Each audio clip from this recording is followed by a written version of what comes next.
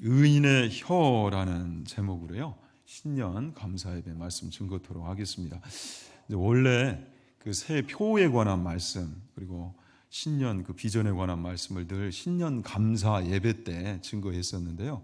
올해는 첫 주일이 좀 늦더라고요. 1월 오늘이 7일이니까. 그래서 이미 아시는 대로 송구 영신 예배 때 이 비전에 관한 말씀을 증거했습니다. 올해 2024년도 표가 어떻게 되죠? 네. 여러분 역동성이 느껴지시죠? 근데 이게 겨울용하고 여름용을 좀 따로 제작을 했어야 됐나 이런 생각이 들 정도로 우리 본당에 오면 막 시원해요. 저 블랙카드를 보면. 자, 우리 한번 표 다시 한번 힘차게 외쳐볼까요? 표 준비. 자, 이제 뭐 자동으로 나와야 돼요. 저 표 준비하면 막 이게 자동으로 나와야 돼요. 표 준비. 시작. 담대하게 거침없이. 잘하셨어요. 담대하게 거침없이 달려가 보는 겁니다.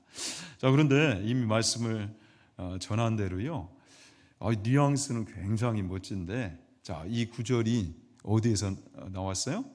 사도행전 마지막 장, 마지막 구절 28장 31절에서 나왔는데, 우리의 기대와는 달리 좀 이게 사도행전이 좀 뜨뜻미지근하게 맞춰진 것 같단 말이죠. 로마 행을 올랐을 때만 해도, 그 여정을 시작을 했을 때만 해도 그 위대한 사도였던 사도 바울이요, 로마의 그 황제 시조에 복종하게 앞에 나는 서리라, 이런 결연한 의지를, 각오를 보여줬고, 실제 순교할 마음으로 발을 내디뎠단 말이죠. 여러 번 죽을 고비가 실제 있었어요. 죽으면 죽으리라, 이런 마음으로 나는 로마에 가서도 할 수만 있는데도 복음을 증거하리라, 이러한 결연한 의지로 출발을 했는데, 그 마지막 모습은 어땠어요? 이 사도행전이 어떻게 마무리가 됩니까? 가택연금 상태로 소소한 일상을 보내는 이 바울의 모습으로 맞춰지게 돼요. 그럼에도 불구하고 담대하게 거침없이, 이 문구가 우리에게 주는 울림이 있다는 거죠. 울림이 있어요. 그러니까 어디에 어떤 상황에 놓아도 그 속에서도 하나님의 나라와 주 예수에 관한 모든 것을 담대하게 거침없이 증거하는 이 사도 바울의 모습. 하소연을 할 수도 있잖아요. 하나님 이게 뭡니까? 근데 그것이 아니라 어떤 곳에 누구를 만나게 하셔도 그것도 단회적이 아니라 끊임없이 한번 불사르고 끝나는 것이 아니라 매일매일 이 하나님 나라와 주 예수에 관한 모든 것, 복음을 증거하고 살아가는 이 사도의 모습, 참 우리에게 큰 도전을 준단 말이죠. 그래서 우리의 일상이 중요해요. 우리가 매일 전도자, 그래서 삶의 예배자로 그 어떤 한 해보다도 2024년도 올해 좀 풍성한 열매가 나타나야 되겠다.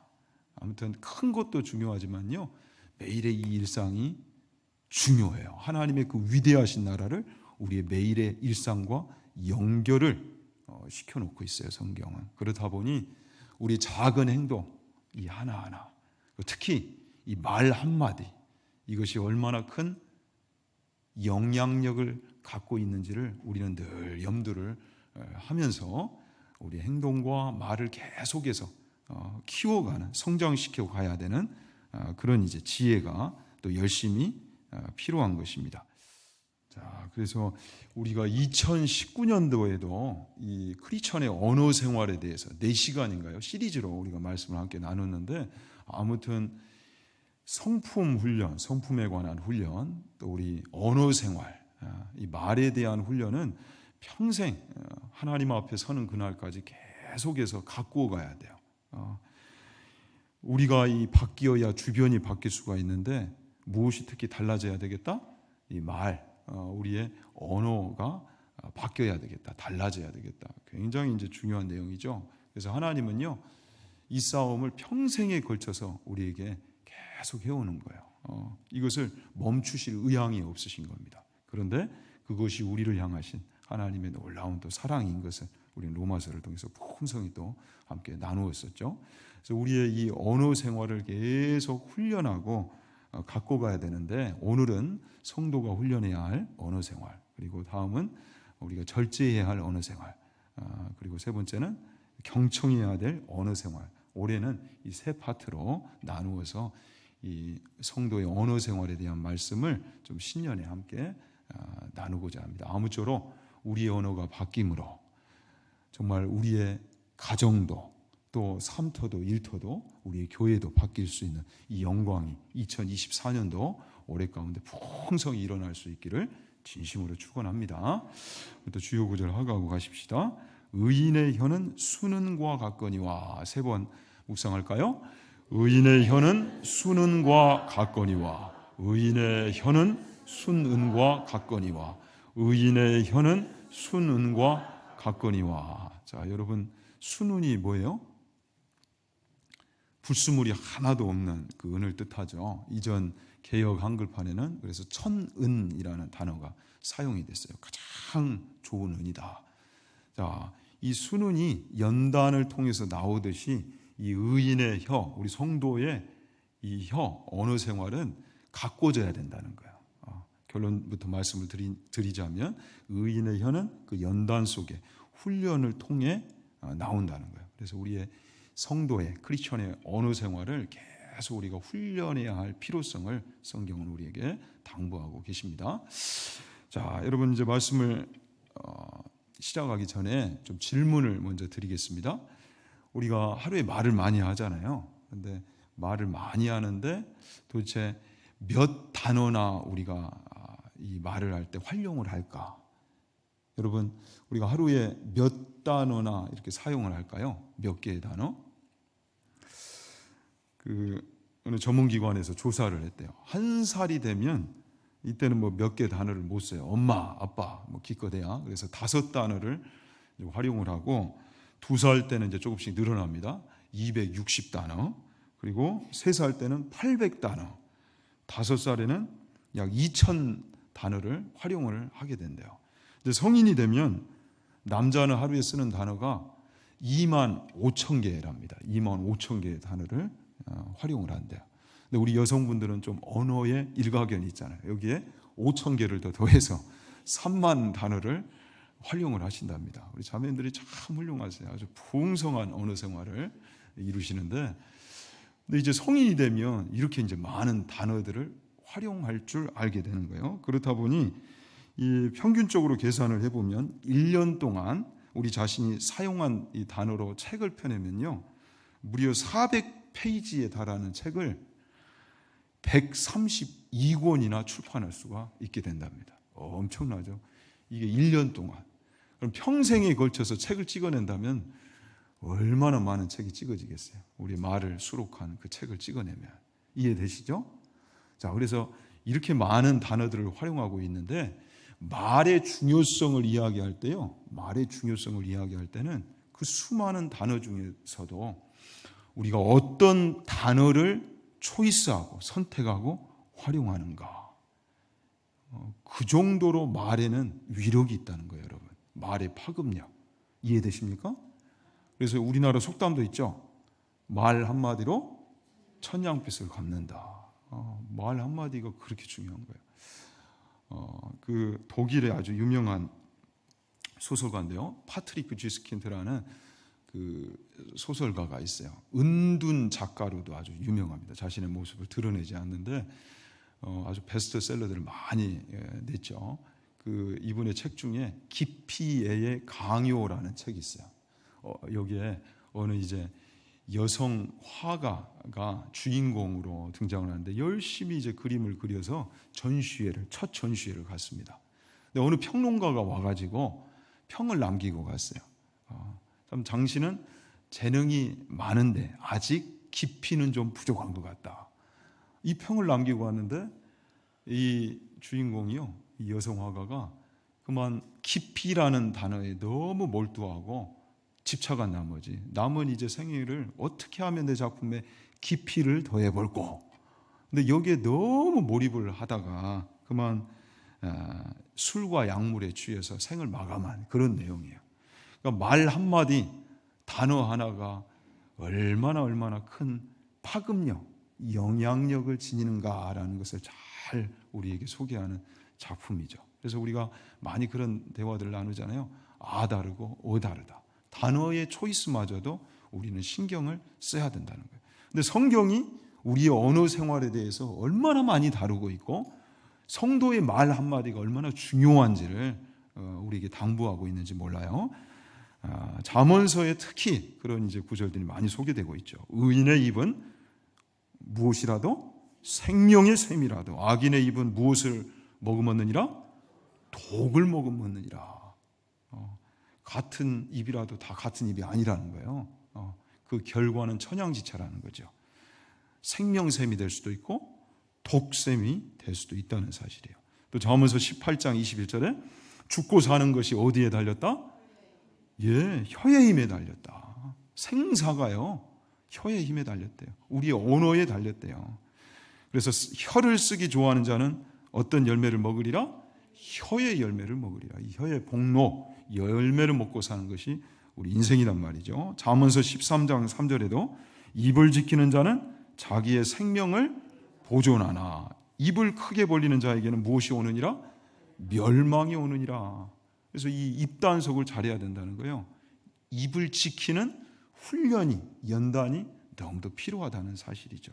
우리의 생명을 보존하는 것이 우리의 이 연단된, 훈련된 언어 생활에 또 연결이 된다. 이것을 우리가 놓쳐서는 안 된다는 사실이에요. 자, 그래서 이 언어가 너무너무도 중요한데 왜 이렇게 말에는 힘이 있나? 힘이 있나? 여러분, 다른 기독교가 아닌 다른 타 종교에서도 그 소리의 신비를 연구합니다. 심지어는 어느 종교에서는 뭐 불교 같은 경우에서 그래요. 우주의 이 기원이 소리에 있다, 이렇게까지 본단 말이에요. 그러니까 소리 안에 엄청난 능력이 있고 신비가 있다. 실제 모든 이 세상에 존재하는 모든 것이 소리에, 말에 반응하기 때문에 이제 그렇게 본단 말이에요. 그런데 거기까지 간 것만 해도 대단한데, 그러나 그 이상을 못 가죠. 그죠? 그러나 성경은 우리에게 분명한 그 근원과 비밀에 대해서 딱 이야기를 합니다. 왜 이 세상 존재하는 모든 것들이 소리에, 언어에, 말에 반응을 하는가? 왜 그래요? 하나님이 이 세상을 당신의 말씀으로 창조하셨기 때문에 그래요. 말씀으로 이 모든 것이 빚어졌기 때문에 말에 반응을 해요. 이 꽃만 하더라도 너무도 잘 아시죠? 축복의 말을 하는 것과 저주의 말을 들을 때 완전히 다른 반응을 보인단 말이죠. 우리는 이 비밀을 알죠. 더군다나 말씀이신 이 하나님의 형상을 따라 지음받은 인간만이 풍성한 언어 생활을 하고 있다는 사실. 왜 그럴까? 하나님이 우리를 그렇게 지으셨기 때문에 그래요. 뭐 고래가 뭐 몇 개의 단어를 사용해서 의사소통을 한다고 그래요. 그럼 몇 단어예요? 인간처럼 하루에 25,000개, 또 30,000여 개의 단어를 어떤 존재가 그렇게 활용을 해요? 근데 말씀이신 하나님의 형상을 따라 지음받은 인간만이 이런 풍성한 언어 생활을 한다라는 사실이에요. 그래서 말에는 여러분 엄청난 매력이 있습니다. 말이 가진 이 파급력, 우리가 생각하는 것보다 훨씬 더 큰 힘이 이 말의 언어 안에 담겨 있다는 사실을 우리는 놓쳐서는 안 돼요. 그래서 말에는 창조력이 있고요, 또 우리의 인생을 이렇게 쭉 끌어가는 견인력이 있어요. 또 성취력이 있고요. 다 여러분들 동의가 되실 거예요. 선포해 보세요. 어떤 말을 듣느냐에 따라 우리 인생이 그곳으로 간단 말이죠. 계속 저주의 말을 듣는가, 축복의 말을 듣는가.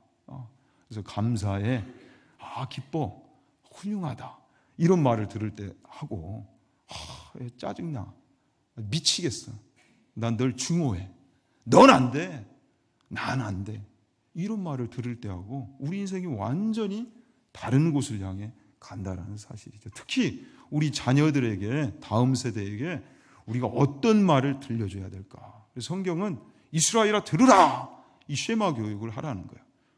부지런히 들려줘야 되는데, 하나님을 마음 다해, 뜻 다해, 힘 다해 사랑해야 된다. 그분을 상대하며 살아야 돼. 이 믿음을 심어줄 수 있도록 그냥 성경의 구절 몇 마디 이게 아니에요. 너의 인생을 품고 그 이야기를 들려줘라. 하나님을 실제 그렇게 내가 섬겨봤더니 이렇다더라. 이 간증을 들려주라는 거예요. 그래서 어떤 말을 듣고 또 하느냐에 따라 우리 인생이 완전히 달려질 수 있다는 거. 이게 말이 갖는 파급력입니다. 엄청난 거예요, 여러분. 그러니까 말을 왜 훈련해야 되는지 잘 이해가 되시죠? 그래서 오늘 이제 잠언서 10장의 이 말씀을 통해 우리가 다시 한번 이 새해를 맞이해서 우리의 언어 생활을 가꾸어 갈 것을 결단했으면 하는데요. 자, 18절 19절 말씀 다시 한번 읽읍시다. 미움을 감추는 자는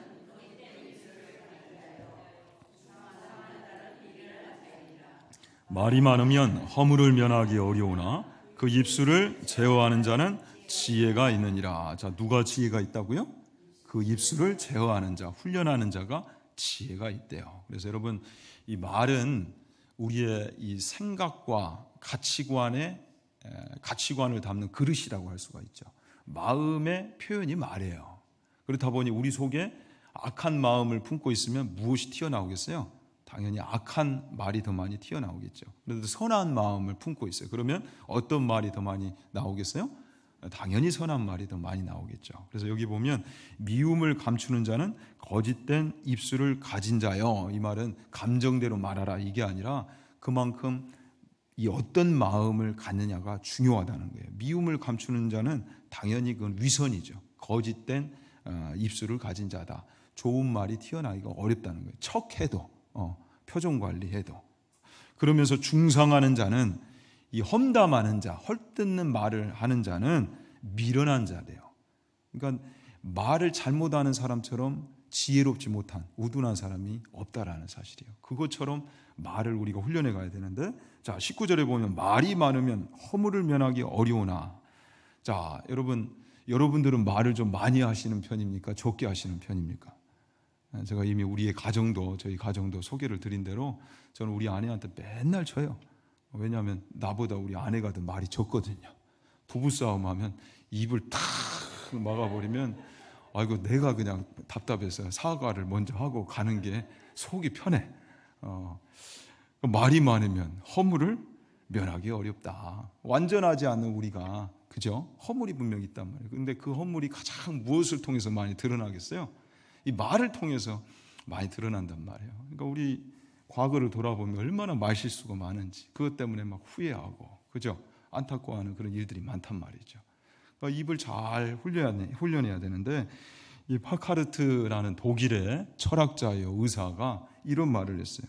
침묵하면 한 가지 죄를 지을 것을. 자, 그러니까 침묵하면 어떤 죄가 있어요? 말 안 한 죄가 있죠. 그런데 말을 많이 함으로써 100가지 죄를 짓는데요. 그만큼 우리의 입술 이 단속을 잘 해야 된다는 거예요. 우리의 완전하지 않음이 허물이 이 말을 통해 너무 많이 드러나는. 그렇다 보니 당연히 우리는 언어 생활을 갖고 가야 되겠죠. 우리 언어를 연단해 가야 돼요. 그래서 20절, 21절에 이제 이 말씀이 등장을 하는 겁니다. 함께 읽어봅시다. 의인의 혀는 수는과 같거니와 악인의 마음은 가치가 적으니라. 의인의 입술은 여러 사람을 교육하나 미련한 자는 지식이 없어 죽느니라. 자, 여기에도 악인의 마음은 말은요 우리 마음의 표현이 분명히 맞아요. 그래서 의인의 혀는 수능과 같다. 수능과 같다. 자, 그 불순물이 제거되는 거. 그것처럼 우리의 이 의인의 혀는 가꾸어져야 할, 훈련돼야 될 혀라는 거예요. 자, 그런데 악인의 마음은요, 뒤에 보면 가치가 적다. 이 가치가 적다라는 히브리어 단어는요, 쓰레기라는 거예요, 쓰레기. 오물덩어리다. 그러니까 그 악인의 마음은 표현이 최대한 안 되는 게 좋겠죠. 근데 그것이 말로 표현되면 심지어는 그 지식이 없는, 지혜가 없는 그 말이 자기 인생도 죽이고 다른 사람의 인생도 죽이는 그런 말이 된다는 거죠. 그러나 반대로 의인의 입술은, 이 잘 가꾸어진 의인의 혀에서 나오는 말은 여러 사람을 교육할 수 있는, 세울 수 있는 그런 존귀한 언어가 된다는 사실이죠. 왜 그래요? 의인의 마음속에는 하나님의 말씀이 담겨 있고 그 말씀의 기준으로 우리의 이 언어를 훈련해 가기 때문이라는 거예요. 그래서 디모데후서 3장 16절에 모든 성경은 하나님의 감동으로 된 것으로 교책 바이 교훈과 책망과 바르게 함과 의로 교육하기에 유익하니 이는 하나님의 사람으로 온전하게 하며 모든 선한 일을 행할 능력을 갖추게 하려 합니다. 그러니까 말씀을 품고 우리의 입술을, 성도의 입술을 연단해 갈 때요, 이 입에서 나오는 말이요 참으로 귀한 일들을 하는 거예요. 많은 열매를 양산해낸다는 사실이죠. 그렇다 보니 우리의 입술을 얼마나 우리가 여러분 갖고 가야 되겠습니까? 자, 계속해서 성경은 우리에게 이 언어 생활의 훈련에 대해서 강조를 하고 있죠. 시편 37편 30절 31절에도 의인의 입은 지혜로우며 그의 혀는 정의를 말하며 그의 마음에는 하나님의 법이 있으니 왜 의인의 입이 복된가 보배로운가 할 때에 그의 마음에 이 하나님의 법을 품고 그것을 기준으로 이 혀를 계속 훈련해 가기 때문이다. 또 골로새서 4장 6절에도 너희 말을 항상 은혜 가운데서 소금으로 맛을 낸 것 같이 하라. 자, 맛이 아직 간이 안 된 음식은 별로 매력이 없단 말이에요. 그런데 소금이 그 간을 내듯이 이 성도의 훈련된 그 언어가요 세상을 바꾸는데요 너무 적절한 말을 하는 거예요. 적절한 답을 하는 거예요. 얼마나 귀해요. 그래서 이 잠언서 25장 15절에 딱 맞는 말, 경우에 합당한 말은 쟁반도 이게 그 보물인데 그 위에 담긴 내용물도 보물이라는 거죠. 보배 중에 보배다. 아로새긴 은쟁반에 금사관이라. 이 성도의 훈련된 연단된 혀에서 나오는 언어는 이만큼이나 가치가 있다는 거예요. 이해되시죠?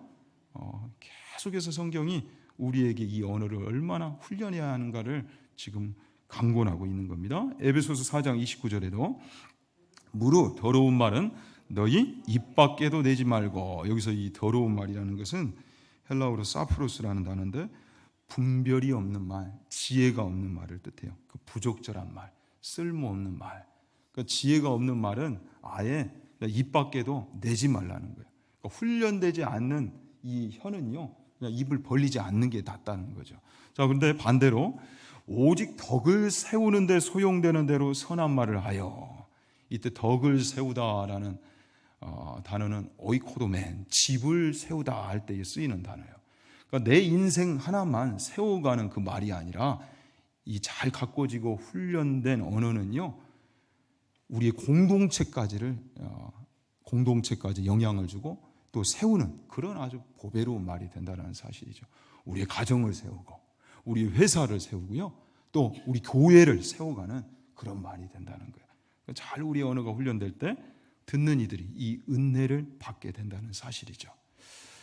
자, 이사야 50장 4절에도 아주 중요한 말씀이 소개됩니다. 주 여호와께서 학자들의 혀를 내게 주사 나로 공고한 자를 말로 어떻게 도와줄 줄 알게 하시고. 자, 학자의 혀, 바로 그 지식과 지혜가 담뿍 담긴 바로 그 언어, 이것을 할 때 섬김의 말을 할 수가 있다는 거예요.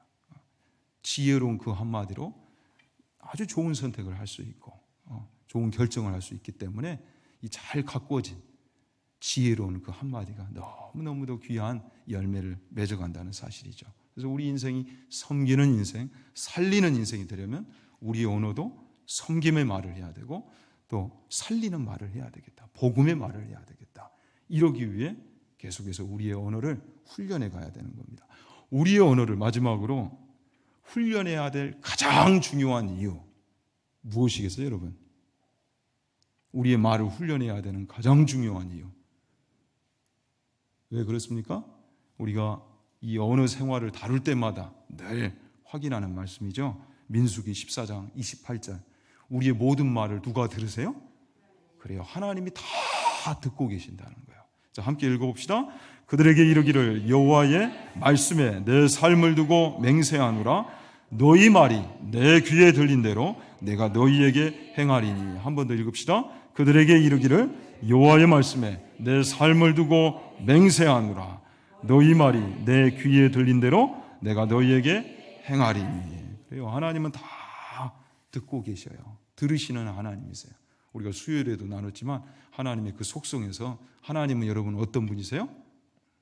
편재하시는 하나님이시다는 거예요. 모든 곳에 계신 하나님, 또 모든 시간의 영역대에 계신 하나님, 그러니까 모든 것을 다 아시는 전지하신 하나님이시다는 거죠. 우리의 이 소리를요 하나님 다 들으시는 거예요. 하나님은 안 들으시겠지? 천만의 말씀요. 존재론적으로 우리 하나님은 편재하시기 때문에 모든 곳에 다 계세요. 시간과 공간의 제약을 받지 않으시기 때문에 모든 시간의 영역이 공간이 하나님의 눈앞에 딱 있단 말이에요. 그러니까 우리의 전 인생이 하나님 앞에 딱 있어요. 무엇보다도 우리 하나님이 우리의 그 언어를 통해 우리의 믿음을 보신단 말이죠. 이해되시죠? 우리의 이 언어를 갖고 와야 될 가장 큰 이유. 하나님이 다 보고 계시고 듣고 계시는구나. 나의 언어를 통해 내 믿음을 보시는구나. 그러니까 우리의 기도가 왜 중요하고 우리 기도도 막 하면 안 돼요. 하나님 앞에 사람을 상대해도 생각하면서 말을 하는데 왜 기도할 때는 생각 자체를 안 하는가? 그냥 무조건 부르짖고 끝나고 돌아가는가? 이거 잘 생각하셔야 돼요. 그러니까 하나님 앞에 간절히 부르짖으시되 여러분 또 들으셔야 돼요. 이해되시죠? 그만큼 하나님 다 보고 계시기 때문에 들으시기 때문에 우리의 말을 훈련해야 될 필요가 있다는 거 우리 가슴에 새길 수 있기를 원합니다.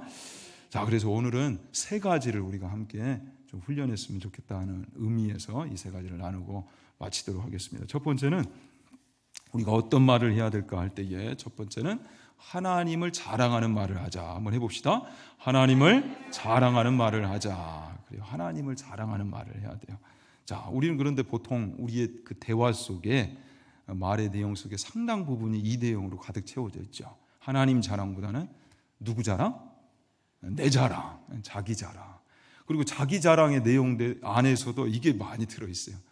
내 지혜를 자랑하고 용맹을 자랑하고 부함을 자랑하는 거. 자, 지혜에 관해서 그래도 나는 뭘 아는 사람이라는 거죠. 그걸로 아주 도배를 해요. 충만하게 채웁니다. 우리 언어 생활을. 또 두 번째는 그래도 나는 좀 용감하다는 거예요. 다른 사람들보다 좀 낫다. 마지막으로는 난 그래도 뭔가를 좀 더 가졌다. 이 부를 자랑해요. 그러니까 뭘 하나 얻으면 그거 그냥 꺼내놓으려고 막 마음이 그죠? 그래요, 안 그래요? 그래요. 그런데 이 자기 자랑은요, 뭐 하지 말라? 하지 말래요, 여러분. 내려놓으래요. 왜냐하면, 자, 이 신앙의 실천을 강조하는 잠언서와 야고보서가요, 자기 자랑과 내일 자랑은 허탄한 자랑이래요. 생명과 복의 근원이 우리가 아니기 때문에 그것을 우리의 능력으로 보정할 수 없다라는 거죠. 그거는 허탄한 자랑이래요. 그러면 자랑하려면 이걸 자랑해야 되는데, 자, 예레미야 9장에서는 무엇을 자랑하라고 우리에게 당부합니까? 24절에 자랑하는 자는 이것으로 자랑할지니 곧 명철하여 나를 아는 것과 나 여호와는 사랑과 정의와 공의를 땅에 행하는 자인 줄 깨닫는 것이라. 하나님이 어떤 분이시며 또 하나님께서 어떤 일을 행하시는지 이것을 자랑하래요. 간증하며 살래요. 그런데 이것이 얼마나 우리에게 영광이에요. 그렇죠? 그래서 우리 소요리 문답 1문에 사람의 제일 된 목적이 무엇인가 할 때에 그죠? 하나님을 영화롭게 하는 것과 영원토록 그를 즐거워하는 것이다 라고 했어요. 하나님께 영광을 올리는 이 일에 있어서 하나님을 자랑하는 것만큼 큰 일이 어디 있겠습니까? 그죠? 우리의 하루의 삶에 내 말에 과연 하나님을 자랑하는 이 간증이 얼마나 채워져 있는가를 반드시 점검하고 이걸 훈련해야 된다는 거예요. 그냥 되지 않는다. 훈련해야 된다. 아, 그렇구나. 하나님 자랑도 훈련해야 되는구나. 그래서 하나님을 자랑하는 이 부분에 있어서 성경은 자랑하되 이것을 자랑하라 라고 세 가지를 당부합니다. 하나님 자랑과, 그러니까 하나님을 내가 얼마만큼 알고 있고 그분과 친밀하는가 이걸 자랑하고, 구원을 대표하는 주의 십자가 자랑, 십자가를 자랑하라. 마지막으로 주님의 몸된 이 은혜를 품고 있는 교회, 주의 몸된 교회를 자랑하라. 여러분들 교회를 얼마나 자랑하셨어요? 그죠? 하나님과 십자가와 교회를 간증하며 사는 것, 이거를 훈련해야 되겠다. 자, 두 번째로는, 첫 번째는 하나님을 자랑하는 말을 하자 그랬고, 두 번째는 칭찬하는 말을 하자. 한번 해봅시다. 칭찬하는 말을 하자. 자, 하나님을 향한 이 칭찬이 바로 하나님 인정과 하나님 자랑이겠죠. 자, 그 다음으로 사람을 이제 칭찬하는 언어를 우리가 훈련해 가야 돼요.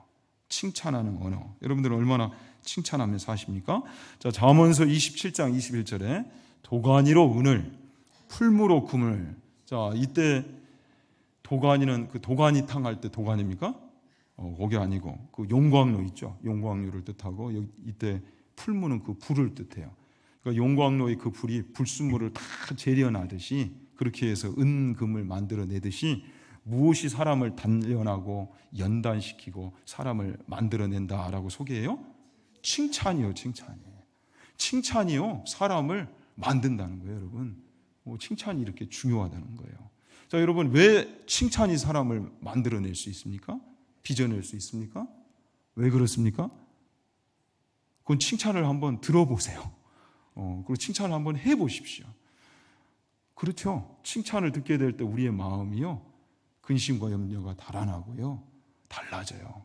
마음이 평안해지고 행복해지고 즐거워진단 말이죠. 의욕이 생겨나요. 그런데 맞는 말이에요. 근데 계속 지적질을 받아요. 이런 말씀에서 죄송합니다. 그러면 어떻게 됩니까? 이상하게 의욕이 상실되죠. 살맛이 안 나죠. 부부간에도 사랑해서 해주는 말인데, 그런데 맨날 맞는 말만 내 남편이, 내 아내가 내뱉는단 말이에요. 그러면 여러분 마음이 좋습니까? 어때요? 굉장히 불행해지죠. 이게 이제 관계가 꼬이는 거예요. 이상하게 어려워. 그냥 같이 안 살고 싶어. 맞는 말인데 그 소리만 듣게 되면. 이해되세요? 칭찬이요, 너무너무 중요해요. 그래서 칭찬은 누구도 춤추게 한다? 그래요. 그래서 여러분들 칭찬을 할 때 좀 이런 연습을 하셨으면 좋겠어요. 상대방의 장점을 만나는 순간 칭찬하기 위해서 이렇게 그냥 어설프게 하면 안 되고 막연하게 하시면 안 되고 5가지 이상을 좀 나는 발견해야 되겠다. 딱 사람을 만나는 순간 이걸 연습을 하시라는, 훈련해야 되니까. 근데 아무리 봐도 칭찬할 게 없던데요.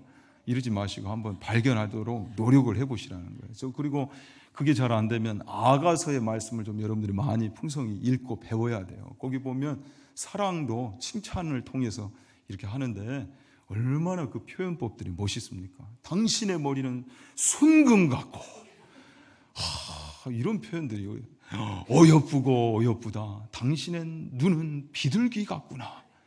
얼마나 멋집니까? 좀 이런 표현들을, 어휘력을 우리가 배울 필요가 있다는 거예요. 자녀들을 향해서도 아들, 아빠에게는 넌 근심이 아니라 자랑이야. 알지? 이런 좀 표현법들을 우리가 배워야 돼요. 그래서 그 토마스 에디슨 발명왕, 학교에서는 선생님까지도 너무 개성이 강한 아이라 적응이 안 되겠다고, 학교 생활이 안 되겠다고 했지만 그 돌아오는 길에 엄마가요, 누구보다 내 아들을 잘 알잖아요. 그런데 그걸 바꾸어서 이야기를 해줬다는 거 아닙니까? 토마스, 너는 절대 이상한 아이가 아니란다. 너는 호기심이 많은 아이일 뿐이야. 그런데 그 호기심 때문에 너는 훌륭한 발명가가 될 거야. 근데 엄마의 그 칭찬대로 당시 이 특허권만 1000개 이상인 그런 아주 위대한 발명왕이 됐잖아요. 칭찬이 중요해요. 칭찬도 우리가 잘하기 위해서 그 많은 표현법들, 어휘력을 배워가야 되는 거예요. 훈련해야 됩니다. 그냥 되지 않습니다. 자, 마지막으로 하나님을 자랑하는 말을 하자, 또 칭찬하는 말을 하자고 그랬는데 마지막은 감사하는 말을 하자. 해봅시다.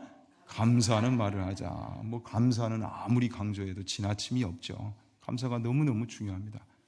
감사는 분명히 하나님을 모시는 문의 역할을 한다고 그랬어요. 불평과 염려는 마귀를 데리고 오는 문이 되지만 감사는 하나님을 내 삶에 모시는, 초청하는 그런 너무도 보배롭고 아름다운 언어라고 그랬어요. 심지어는 영적 언어라고 할 만큼 감사는 엄청난 위력을 간직하고 있습니다. 그래서 감사하는 말은요, 알아주는 말이고 감동을 전달해주는 말인데, 에베소서 5장 4절에 누추함과 어리석은 말이나 희롱의 말이 마땅치 아니하니 오히려 어떤 말을 하라?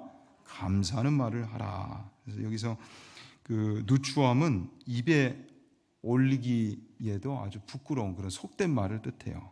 그리고 어리석은 말, 희롱하는 말, 이거는 조속한 농담을 뜻하고요. 이것은요, 하지 말아야 돼요. 그럴 수 있도록 훈련해야 되고, 그 대신 무엇을 하자? 감사하는 말을 하자. 이것도 이제 훈련을 해야 되는 겁니다. 감사는요, 상대방에게 칭찬처럼 힘도 전달하고 감동을 줘요. 뭉클하게 해요. 여기 있는 목사만 하더라도 여러분들이 이제 설교가 마치고 예배가 마친 후에 인사를 할 때 목사님 수고하셨어요, 이 말보다 목사님 오늘 은혜 몽땅 받았습니다, 감사해요, 이 한마디가 100배, 1000배 더 힘을 나게 만든다는 사실. 여러분, 여기 있는 설교하는 목사를 위해 여러분들이 정말 기도를 많이 해주셔야 돼요. 말을 많이 하다 보니까 말 실수를 누구보다 많이 할 수 있는 자리에 있고요. 또 목회자가 능력 있는 설교를 안 하면 여러분들만큼 좀 불쌍한 사람이 어디 있어요. 여러분의 인생을 위해서요, 정말 기도 많이 해주셔야 돼요. 저도 설교만큼은 담대하게 거침없이 하기 위해서 노력을 실제 지금도 많이 하고 있지만 더 할 거예요. 정말 여러분들 기도 많이 해주셔야 돼요.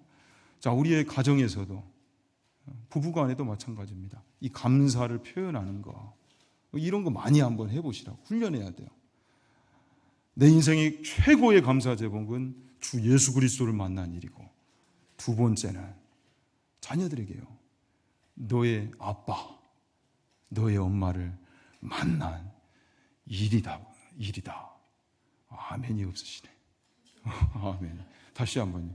내 인생의 첫 번째 감사 제목은 예수님을 만난 것이고, 두 번째 감사 제목은 너희 아빠를 만난 것이란다. 자, 그리고 우리 여성분들 다시 한번 너희 아빠를 만난 것이란다. 아이고, 그래가지고 자녀들이 감사를 배우겠습니까? 다시 한번. 첫 번째는 주 예수를 만난 것이 내 인생의 최고의 감사 제목이고, 두 번째는 너희 아빠, 바로 내 남편을 만난 일이란다. 아무튼 여러분, 훈련해야 될 이유를 충분히 알겠죠? 우리 남편들은 안 할랍니다. 자, 그래서 우리가 훈련합시다. 자, 말이 바뀌어야 우리 인생이 바뀐다. 그리고 말의 변화는 영향력 그 자체다는 거. 우리의 말이 바뀔 때 우리 가장 가까이 있는 이들이 압니다. 내 아내가, 내 남편이 은혜를 받았구나, 은혜를 입었구나, 정말 하나님이 살아계신구나. 내 남편을, 내 아내를, 우리 부모님을, 내 자식들을 하나님 바꾸시구나, 은혜를 주시는구나.